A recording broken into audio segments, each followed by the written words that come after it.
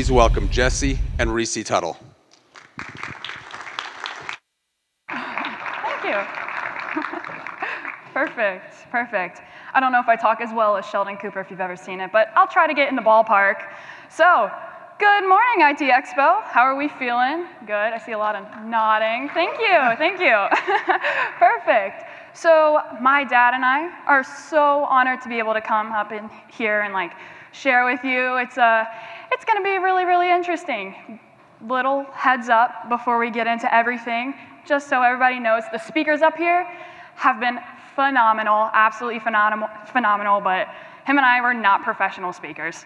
So we could be pacing, we could be stuttering, we might end early, we might end late, we never know. So we're gonna see how that goes. So perfect. I'll go ahead and run into a little bit about me. I know you got a little bit of an idea from Eric, but when I was 13, I got accepted into college. And last spring, when I graduated from high school, I had 5 different degrees, had just started my master's degree, and I was also a certified encryption specialist. So all before graduating high school. Yeah, all before graduating high school. I got really bored during COVID, let's just say that. So it was fun. However, a lot of the groundwork was laid because when I was younger, my dad was a stay-at-home dad. Little did I know it was just because he was on house arrest. So, yeah, I didn't know that until the age of 9, but yeah, that's a whole story for a different time. So, speaking of my dad, he honestly has just been one of the best things in my life, along with my mom, and like I said, has absolutely laid the groundwork for everything that I've done. And I would love to go ahead and introduce him. Jesse Tuttle, also known as Hackah Jak, and before we jump into this, because I know he's not gonna do this, but I'll have to, is that I don't know what he's gonna say up here, but you better brace yourself, because I've heard this man say some crazy stuff. So I just wanted to let you guys know. But it is my honor to present my dad, Jesse Tuttle, also known as Hackah Jak.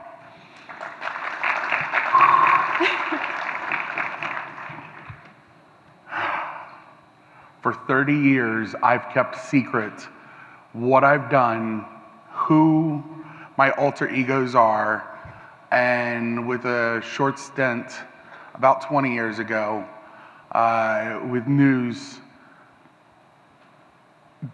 that's when it came to the light. And I remember the first news article announcing who I was. It was from a news reporter that I was working with. So, lots of times people ask me, when they first meet me, the first question every hacker gets is, what have you hacked? It's always an interesting question because I was a hacker before I was a website defacer. I started website defacing, much more media attention seeking. I wanted to get in with that group, but Girl Scouts of America, Jenny Craig, Goodwill Industries, Jose Cuervo, just had some of that the other day. United States Navy, United States Army. Those are just a couple of the glimpses of the more than 100,000 systems I've compromised 20 years ago. So, it's the story, my background. Forgive me as I pace and I will stutter. This is the first time I'm speaking openly and candidly about my experience. In 1994, I was in high school. I was a high school freshman. And I got into who here remembers After Dark screensavers? Anyone? The flying That's toaster. Awesome, the flying toasters. I literally got a knockoff version for her to use on her computer. It's fantastic. It's important. But, everyone in my high school wanted After Dark screensavers. They wanted, Jazz Jackrabbit and all these other nice DOS games and Windows 3.11 games. So I got in on dial-up BBSs. I started downloading them, putting them on floppy disk, and selling them to other students. Why not? They didn't know how to get them. So I was the supply chain. So I started running my own dial-up BBS in 1994. I joined UPS, United Pirating Service. I just recently found out they were one of the largest, most successful pirating groups, or the original ones. 1995, I was on IRC, Internet Relay Chat, with the group and met one of their crackers that breaks the registration, and he showed me how to do that. I thought it was fantastic. I thought it was so cool to be able to take a piece of software and break it apart and look at how it runs and reverse engineer it. So I started helping the group crack registration codes and the entire mechanism for processing that. So then, Microsoft comes out with IIS web server, and I was really good with Microsoft products. And so, I think that came out, like mid to late 1995. It was after Windows 95 came out.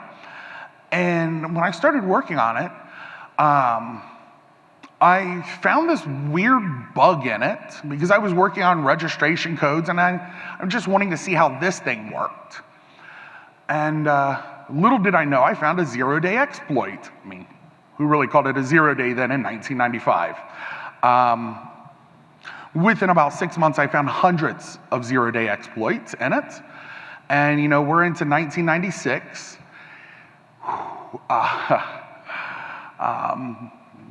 There's actually a Darknet Diaries episode that talks the flip side I just heard about 6 months ago from a situation I remember.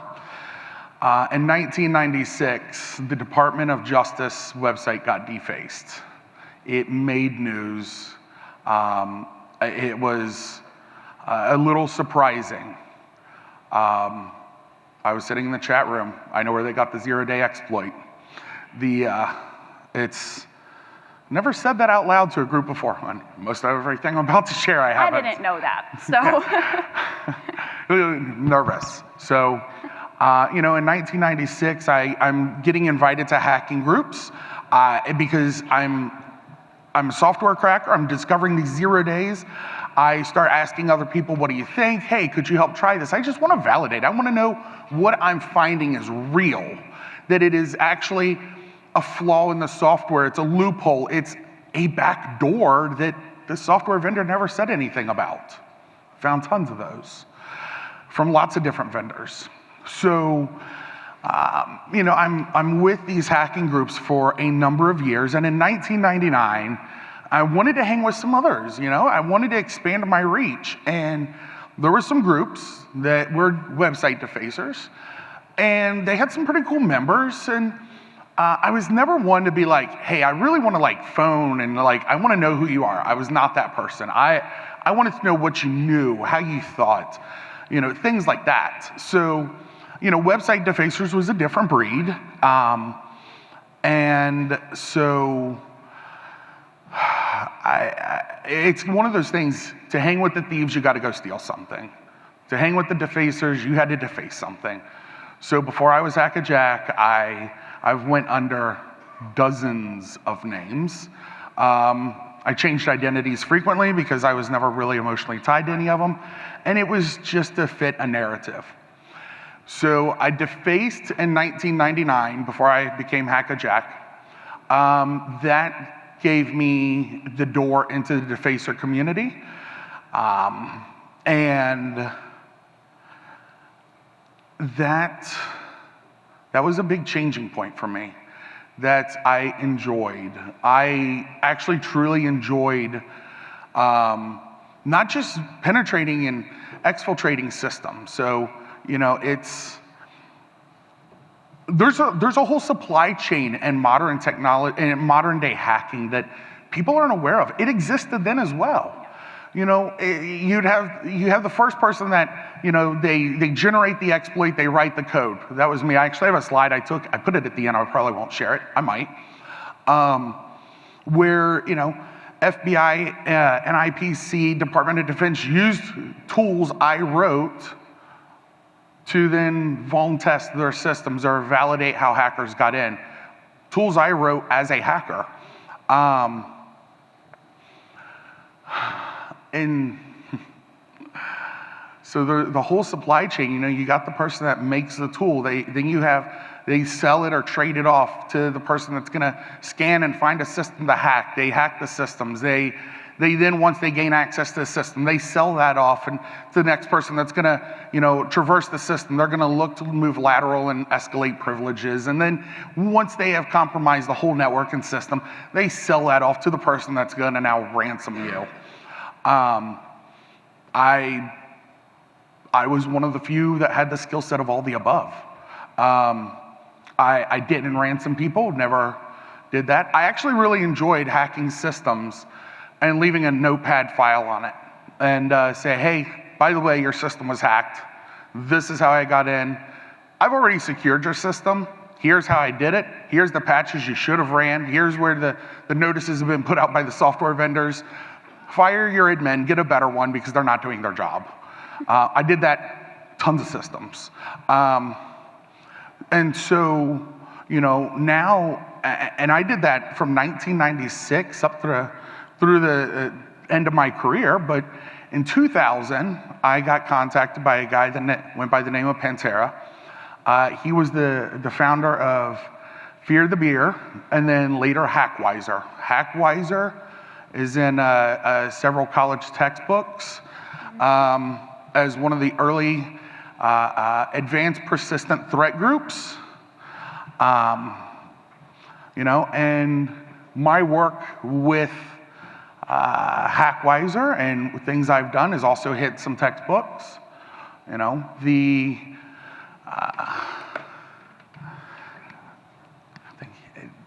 It's weird to look and see that I've been put in textbooks alongside people like Kevin Mitnick. I just recently discovered this. It's been in IT books as the reason for how does a hacker hack, what do they look for? By the way, that's written about me and things I've said and things I've done. I've been in university textbooks as case studies. I've been in Computer World. Dan Verton interviewed me based on what I did. And it's in 2001, I made big headway into a Project China. It was, so in 2001 in April, the US spy plane went down in international waters. Navy spy plane off the coast of China, was taken down by a Chinese fighter jet. I was a 21-year-old, very patriotic American, and I wanted to step up and do something for my country, and I decided to start the first cyber world war, as New York Times would call it, and a lot of other newspapers at the time. Little did I know I was starting a cyber world war. I was just putting together a group of hackers that wanted to step up and battle it out with Chinese hackers about America's better. We drew the international community. It turned into quite a festival that I don't know if the Chinese won or not, because they eventually released Code Red virus that caused more than $2 billion in damages. Sorry about that, inadvertently. So, in 2001, I'm making a bit of a name. At this time, during Project China, I get the first knock on the door. My dog did that too. That was awesome. We couldn't have played that better. The FBI came and they knocked on my door and said, hey, you've caught our attention. Now, let me back up for 2 seconds. And you've seen just briefly some of the places I've hacked.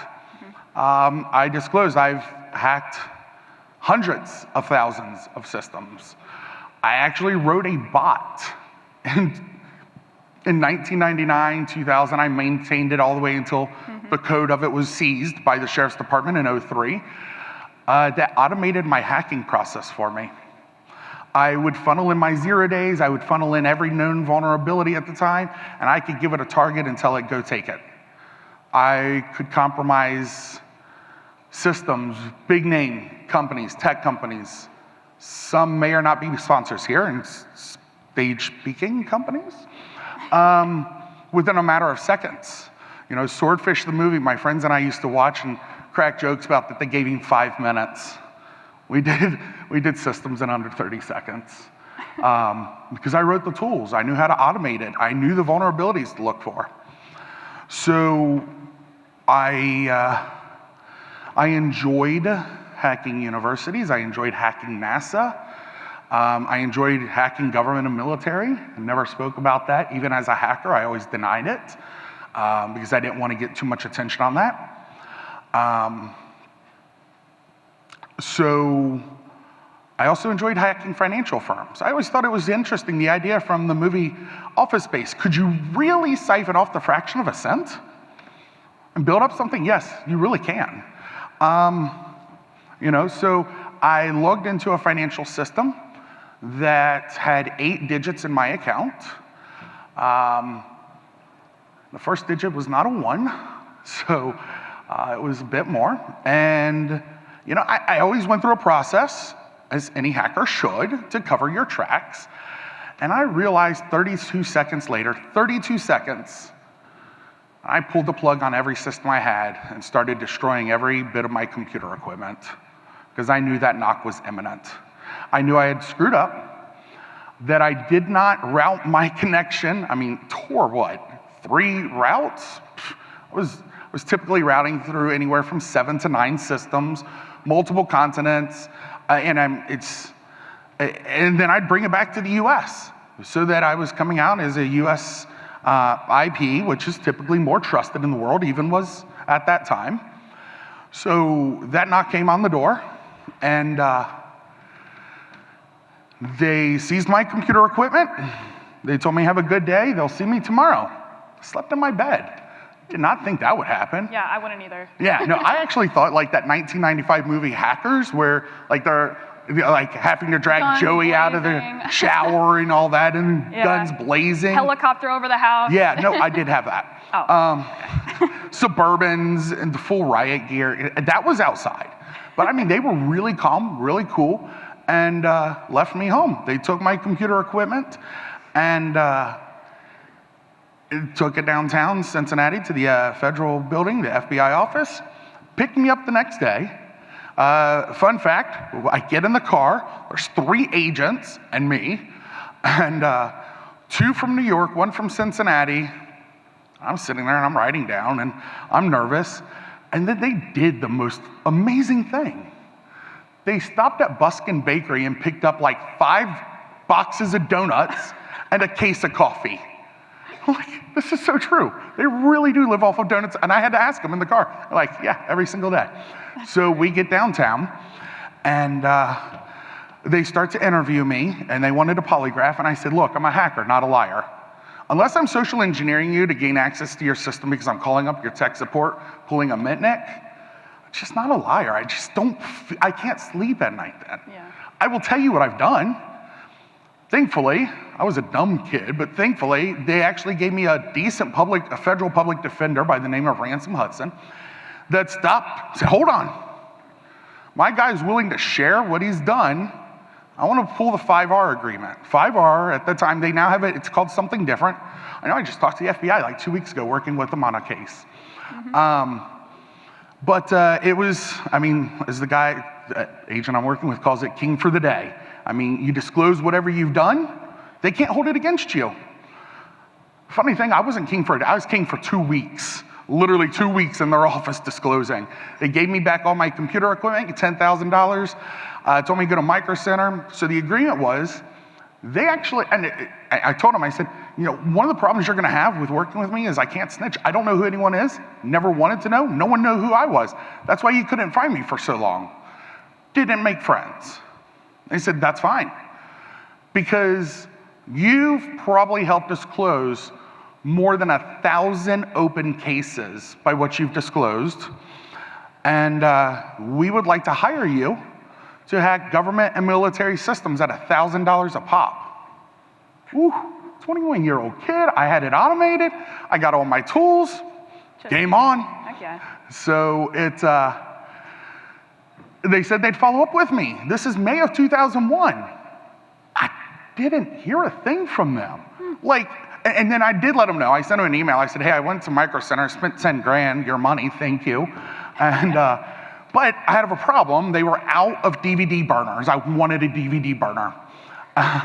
Because one of the things they told me is as I hack systems, secure them because they're slow. They really are. Anyone here that works with government knows that. It takes like 6 months. For it took 6 months for them to process one of my reports, and that was pretty average. So they wanted me to email the report and then take my report and evidence of my hack, data I gathered off the system so I could show them, so they could present, here's the kind of data that can be stolen. We need to step up our game. Put all that on a DVD and send it to them. So they actually bought me a DVD burner. They sent it to me. It's in some news articles that was published at the time, pretty well documented, from my arrest at least.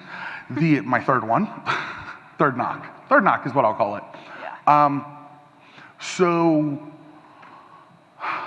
that was also the time that I found out, and as they said, world's most wanted hacker. Now, what does that mean? Well, Kevin Mitnick was wanted by the FBI. He went on the run, and he has a phenomenal story. Phenomenal. I was wanted by the FBI. I was on the FBI's most wanted list, Department of Defense most wanted list, NASA Office of Inspector General most wanted list. Anyone ever hear of Interpol, International Police? Interpol, they take down a lot of websites even still today. Yeah. Do not be on their list. That is not a fun list. I've been there. I've been on their most wanted. Don't do that. No. I've been on the most wanted list for more than a dozen other countries. I found it all out in one day. That was a rough day. Yeah. The FBI actually worked to clear my name in all of that. They worked to pull it all together and open up the doors for me to be able to work with them. So, I'm in the middle of Project China. I get the knock. FBI's there. They want to hire me and hack for them.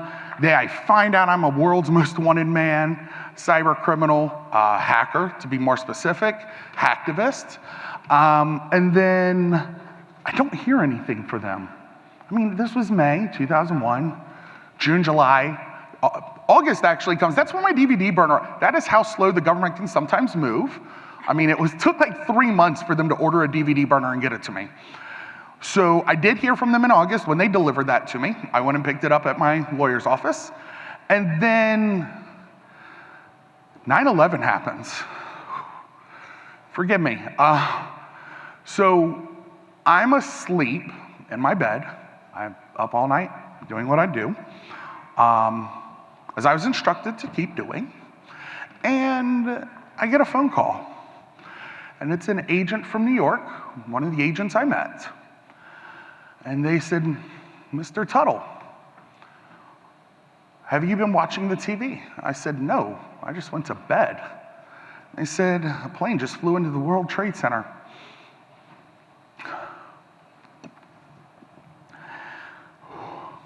Sorry,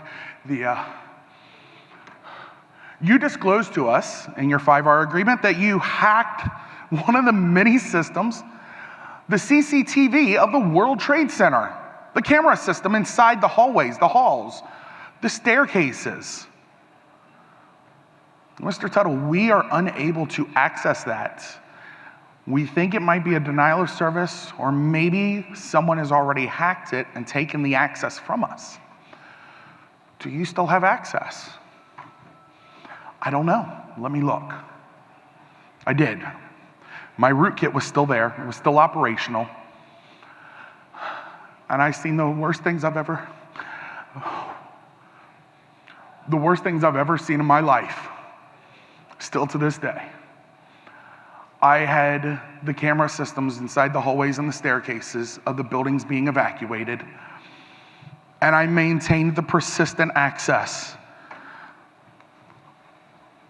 for the authorities so that emergency personnel on the ground in New York could have access to it.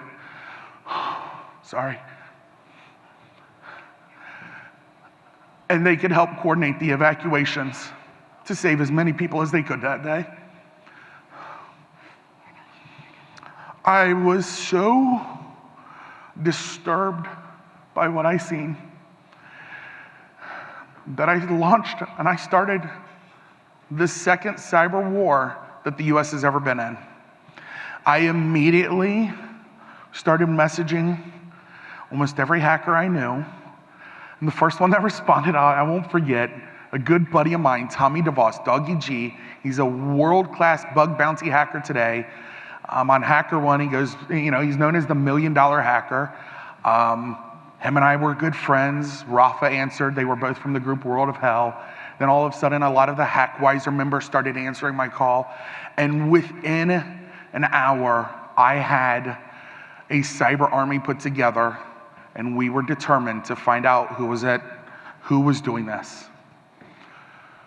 Within 12 hours, we had narrowed it down to Osama bin Laden's cyber army. They were locking people out. We knew where they were. We had their IPs. We hacked the ISPs. We had all the data of where those lines terminated to, their addresses throughout the Middle East. We had, in 12 hours, fully exfiltrated the entire cyber army of Osama bin Laden. Huge, huge group. It is documented in history books. I have some downstairs at our booth at 161. That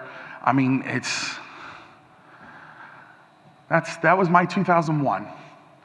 In 2002, I got that second knock, Department of Defense, and they came to my parents' house. I was not there, and they're looking for me. Humvees everywhere. Full I don't even know what kind of weapons they carried. Big guns. Helicopters were back. Yes. That was a true story.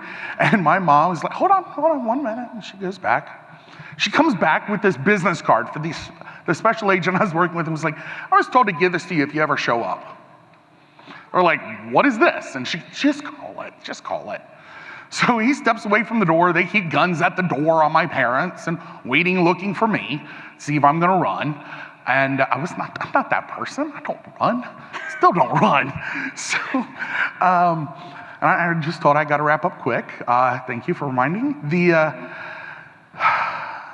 So they come back and they tell my mom, they're like, Miss Tuttle, thank your son for all that he's done for our nation. Forget we were here. Sorry we ever caused you any problems. And by the way, here's my card. If you ever need anything, call me, and wrote his number down on the back, a direct line to him, and left. I want one of those cards. Yeah. I want one of those cards. So they left. I found out about it. My parents had cameras up because, Yeah. they knew I was a hacker at that point. They were paranoid who might show up for me, so I got to see it, and it was crazy. So after that second knock, I'm still working for the FBI. I'm filing reports. I'm securing systems. I secured ifccfbi.gov. Today you would know it as IC3. The original version was ifccfbi.gov. I secured that. It was highly vulnerable, and the Al-Qaeda cyber army was in it. So I kicked them out. So I'm going through all this. Actually, the defacements of the military, Navy, and Army, I don't have my Air Force defacement. Sorry about that. I got paid to do those. So that was fun. I got to share that. At the end of 2002, beginning of 2003, I witnessed the second most horrific thing in my life. I was naive. I was dumb, I guess, because I never thought about modern day slavery. Never thought about human trafficking. I just was naive, I guess. And little did I know that Interstate 75 that runs from Detroit down to Miami is the #1 corridor in the nation for human trafficking.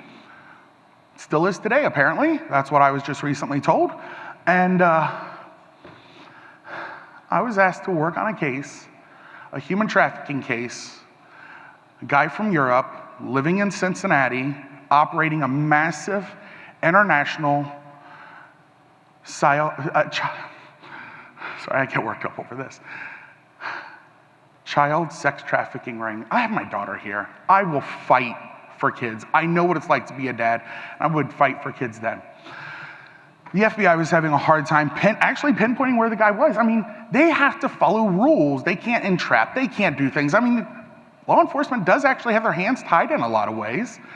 So that's where I came in. I was being paid as a CI, confidential informant, because of my work securing systems. So they said, look, do you think you could hack this guy? I go, I will. I don't know if I can. I will, though. So I went on AOL posing as a teenage girl. Kitten Mittens 83 was the screen name. I know, I was literally drunk one night, came up with it.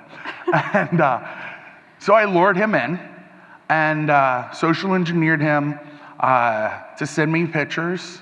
And then I sent him some files, and I was like, oh, sorry, my pictures don't work. They were rootkits, embedded malware. Sorry, pictures don't work. I mean, whatever. It got the rootkit on there, gave me access to his full camera equipment, his video production studio, then a apartment building he bought, he vacated across the street from an elementary, and ended up getting pictures of missing children that he had. Start siphoning it right over to the FBI, let him know, here's his full details. I doxed the guy hard. I found out where he was operating from. They could never even find the guy.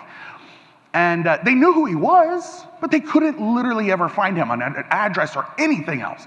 Dropped all that to him.